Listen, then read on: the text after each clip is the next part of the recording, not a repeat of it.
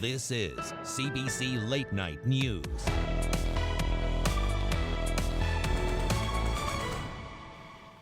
Good evening, I'm Talia Ricci. Massive crowds are expected to line the streets of Toronto for the Raptors Victory Parade tomorrow. Kelda Yoon is live at Nathan Phillips Square, where the parade will finish and where people have already started gathering. Kelda, how's the city getting ready for what's expected to be the biggest party Toronto's ever seen? I know you look worse. It like accentuates all your work. This is going to be the biggest party, let me tell you. Now, the stage behind me, they've been putting on the finishing touches. They've been testing out the sound. There are already, you can listen to that. Here at Nathan Phillips, there's already hundreds of people camping out. All right, how long have you guys been here? Oh, we've been here for a few hours now, but we didn't come very prepared, so if someone could bring us some chairs or something, we're getting really uncomfortable out here. Are you guys, is there going to be any sleeping tonight? Oh, no way, we ain't sleeping tonight. This is like the greatest slumber party ever, right? Natalia, the MLSC is expecting up to 2 million people to be at the parade and this rally here tomorrow. Now let's talk a little bit about the parade route. It will begin at Exhibition Grounds at Prince's Gates at 10 o'clock in the morning. It will then head east on Lakeshore Boulevard, turn north on York Street and University Avenue, and then end right here at Nathan Phillips Square at 12:30. You can hear they are already psyched. They're ready to party, right? Now, preparations have been underway all weekend long. With the stage set up, the city is reminding people who are traveling downtown, whether you're going to the parade or going to work, to leave their car at home. Yeah, and to take public transit. Now, there will be numerous road closures in the area beginning at 9 a.m. The TTC will be adding extra staff, streetcars, and more frequent subway service to accommodate those at the parade.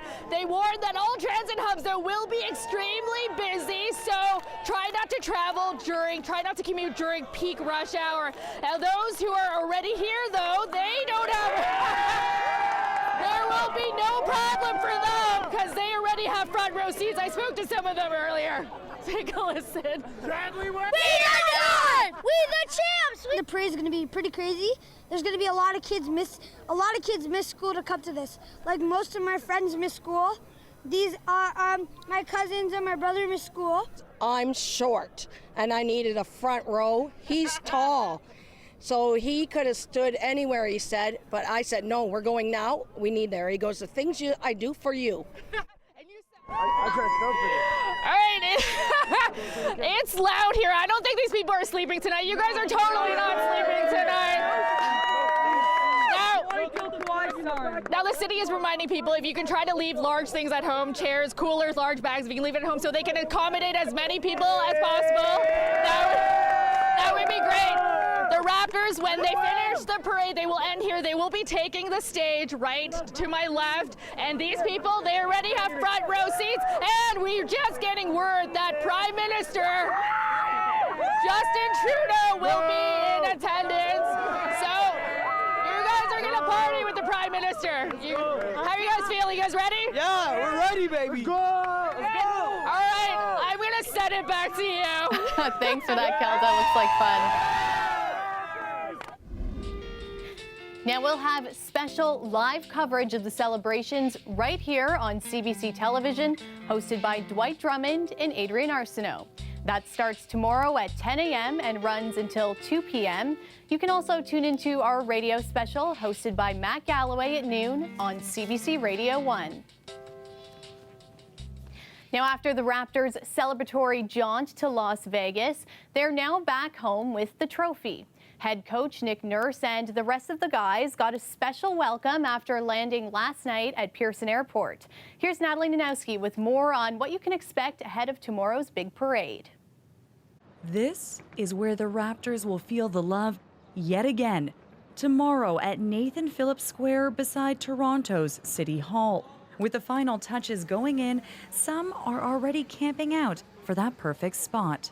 We came from Ottawa capital of Canada, so got to represent. I think it's really inspirational to the young basketball players, saying that we can do it. Raptors are back in town after partying with Drake in Sin City. I think we know how that saying goes, so I'll just leave that there. And fans couldn't be happier to see them.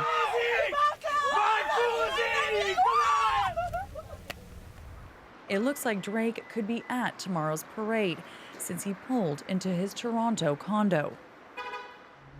The parade will begin right here in front of Toronto's iconic Prince's Gates at the Exhibition Place. After that, the team will head down the street in a double-decker bus all the way to Toronto City Hall to greet tens of thousands of eager fans. It is great for this city. It is great for Canada. This is Canada's team, not just Toronto's.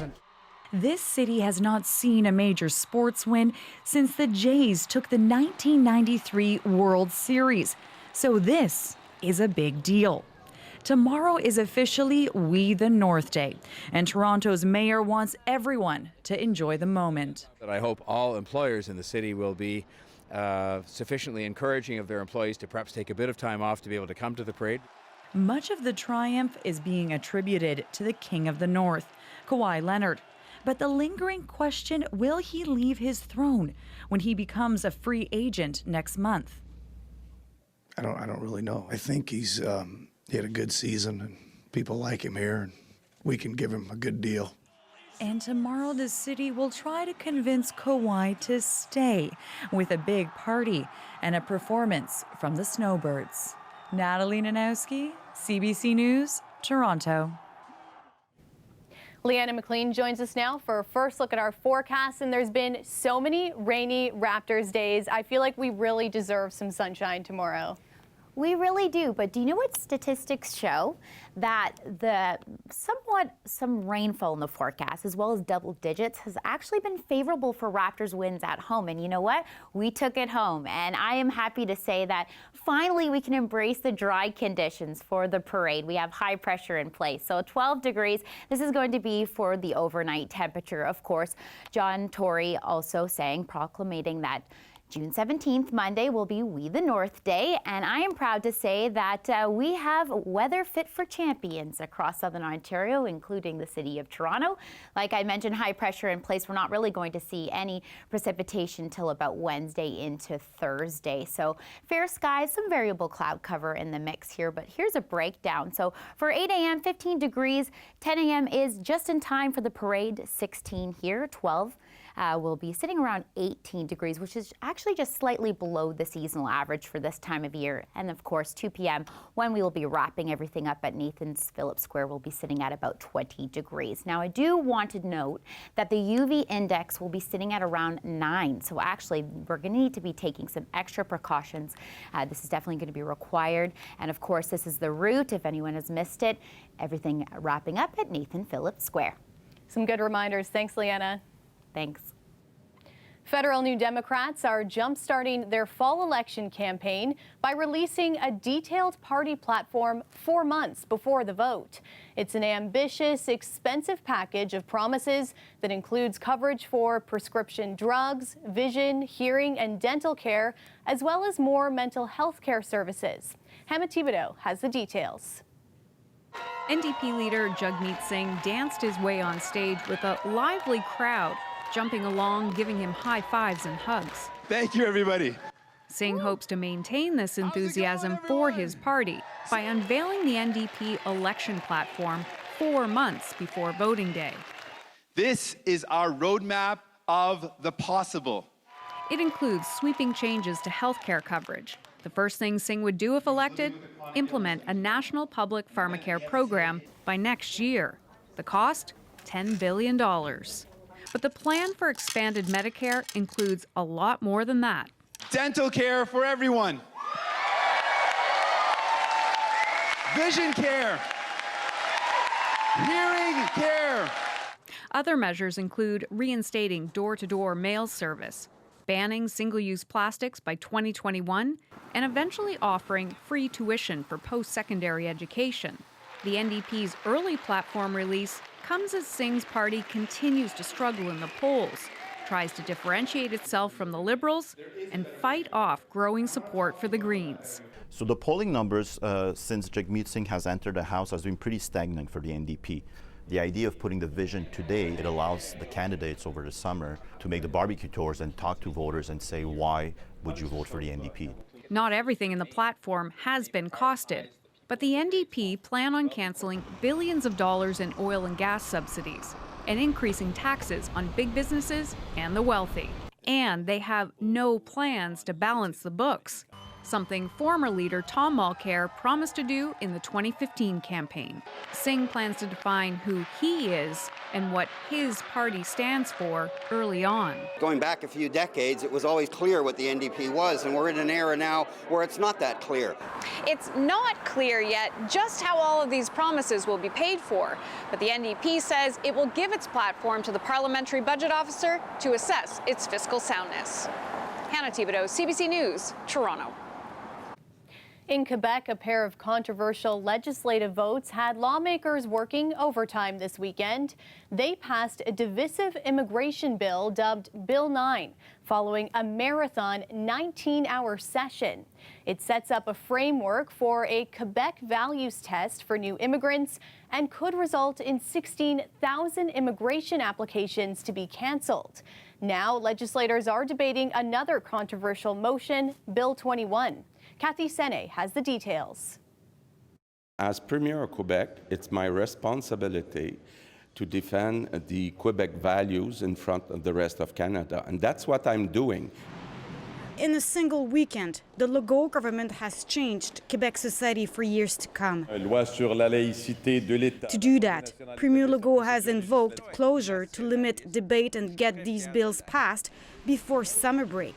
We may have few little backlash. Even more extraordinary, Bill 21 includes the use of the notwithstanding clause. That will prevent charter challenges from reversing its strict limits on religious symbols in the civil service. The ruling Coalition Avenir Québec is using its majority muscle here, and the Parti Québécois backs the government on Bill 21, saying it won't limit Quebecers' rights. No, I don't think so. I think it's a necessary debate, and it's time to move on. Closure limited debate, but there was still time for tension. Monsieur le Président, suffit de lire les journaux dans le monde. An opposition member said news media around the world are reporting on the bill's negative impact. Albert Camus disait, la démocratie, ce n'est pas la loi de la majorité, mais la protection de la minorité. Many minorities will feel that they are not Quebecers anymore. They are not part of the society because we don't give them the permission to teach. Because they were veiled. Members of the assembly sat for dozens of hours. They were obviously tired and at times nasty. Du jogging sur le plaine d'Abraham, Monsieur le Président, c'est scandaleux, c'est arrogant. The opposition said it was scandalous for the immigration minister to go jogging yesterday, while the future of immigration was debated. He said it did it to clear his mind. Prendre quelques minutes d'exercice. Est adopté. The current debate will be done well before sunrise. Quebec wakes up tomorrow on a new path. Cathy Sene, CBC News, Quebec City. The provincial government's cuts to legal aid were protested today at a rally to promote rights for migrant workers. More on the changes they want to see after the break.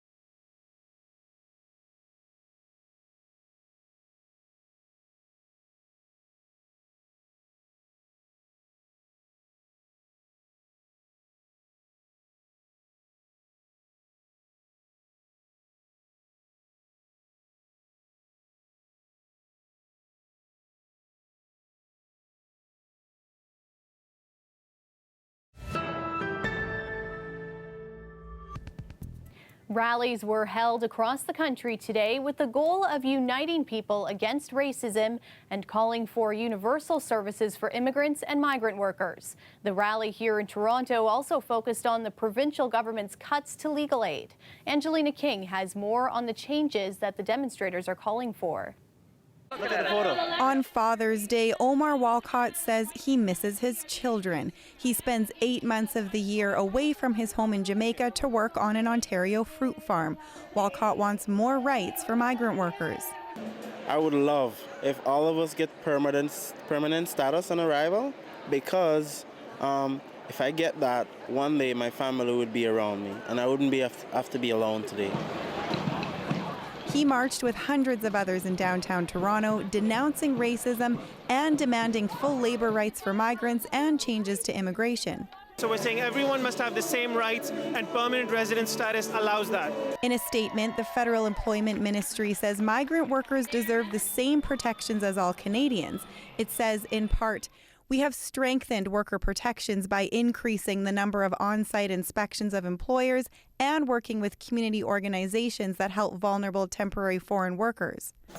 The Ford government's cuts to legal aid are also being protested. The province is cutting funding by 30%, which is $133 million, and that will have an impact on immigrants and refugees. In April, the head of Legal Aid said that forces the organization to stop accepting most new immigration and refugee clients. Today, a spokesperson for Legal Aid says the only service it can provide to new clients is a basis of claim, which is the first step of a refugee claim. I see those cuts to legal clinics as a direct attack on poor people in this province and an attack on migrants and refugees specifically. In a statement, a spokesperson for the province's Attorney General says the government has no tolerance for racism or hate and says, "We have called on the federal government to stand with newcomers to Canada and to properly fund legal aid matters before federal courts and federal tribunals." Ottawa currently gives Legal Aid Ontario around $15 million a year. Angelina King, CBC News, Toronto. A group of residents in Ottawa are calling for help to combat violence in their community. Last month, a 24-year-old man was gunned down in Hetherington. 2 years before, his brother was shot and killed in the same area. Now, community members say it's time to take back their neighborhood. We're a bit running scared because what's going on here, we're in the same community and the seniors are scared because some episodes have happened there. A few days ago, there was another young person was killed. And every once in a while, and nothing is happening. There's no change. Policing we don't need. We need more resources to build our young kid capacity and as a parent, our capacity to move on forward as a whole community. We all have a stake at it, and we need to really do better. And in Toronto, a large crowd gathered to protest Hong Kong's leader and an extradition bill she supported.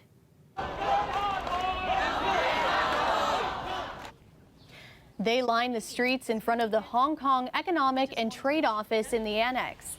They're calling for the region's leader, Carrie Lam, to step down. They also demanded the government scrap the bill that would allow Hong Kong suspects to stand trial in China's mainland. Yesterday, Lam suspended the bill in the face of mounting opposition, but the protesters here and in Hong Kong say they want it gone for good. But we want more than that. People want to withdraw the process, so this is not enough. A lot of Hong Kong people think she's just playing with words. Protesters were also angry over police's violent clashes with demonstrators in Hong Kong. Organizers say about 2 million people rallied against the bill. There are about 300,000 Canadians currently living in Hong Kong. A tribute for heroes, echoing all over the harbourfront today. We'll take you there after the break.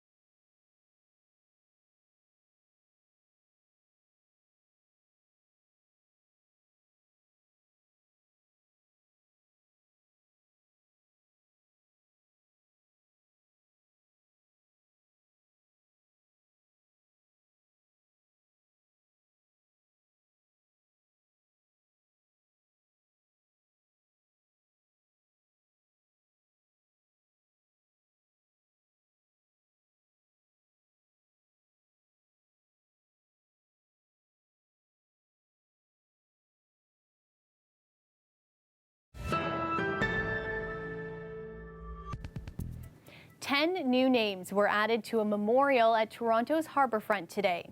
The Last Alarm sculpture honors firefighters who gave their lives for others. Families, friends, and colleagues came out to remember their heroes. Have a look.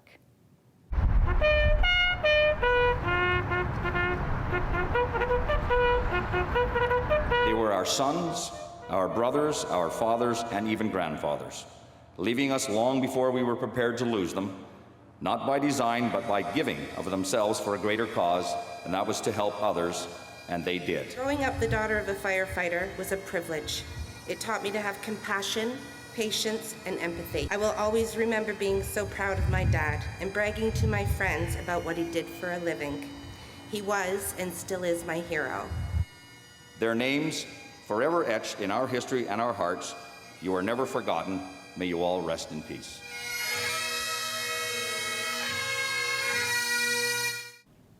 Leanna McLean is back with our full forecast, and I'm hoping that we can have some celebratory sunshine that lasts from Parade Day all the way through to the rest of the week.